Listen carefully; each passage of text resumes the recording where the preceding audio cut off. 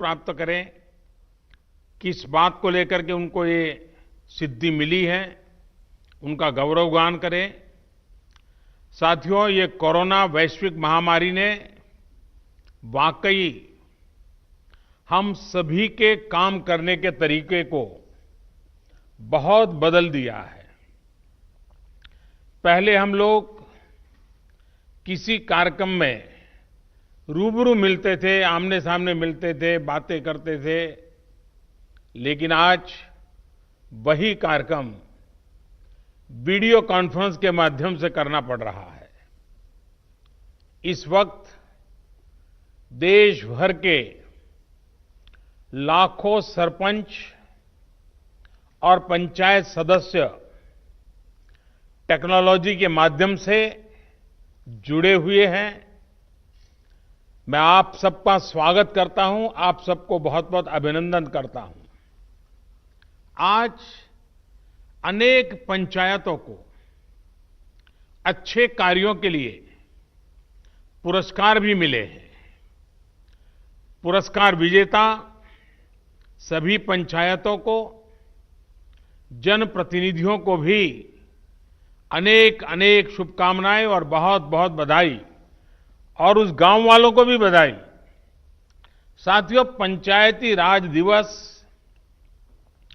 गांव तक सुराज पहुंचाने के हमारे संकल्प को दोहराने का एक अवसर होता है।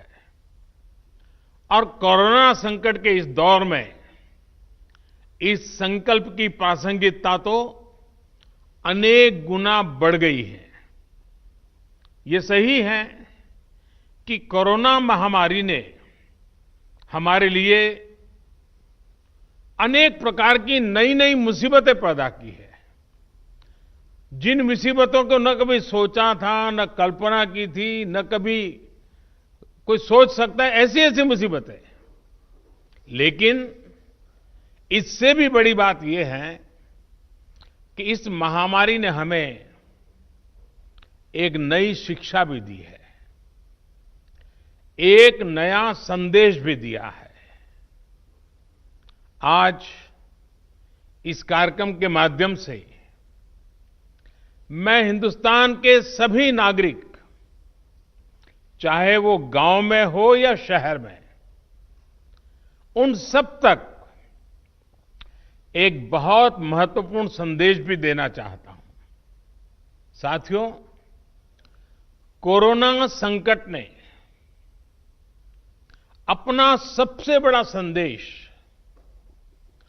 अपना सबसे बड़ा सबक हमें दिया है, हमें सिखाया है, और एक प्रकार से उस रास्ते पर चलने के लिए हमारा दिशा निर्देश किया है।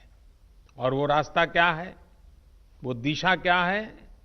इस कोरोना संकट से हमने अनुभव में पाया है कि अब हमें आत्मनिर्भर बनना ही पड़ेगा। बिना आत्मनिर्भर बने ऐसे संकटों को झेल पाना भी मुश्किल हो जाएगा। गांव अपने स्तर पर अपनी मूलभूत आवश्यकताओं के लिए आत्मनिर्भर बने, जिला अपने स्तर पर, राज्य अपने स्तर पर, और इसी तरह हमारा ये पूरा हिंदुस्तान कैसे आत्मनिर्भर बने, अपनी आवश्यकताओं की पूर्ति के लिए हमें कभी भी बाहर का मुंह नहीं देखना पड़े, ये तय करने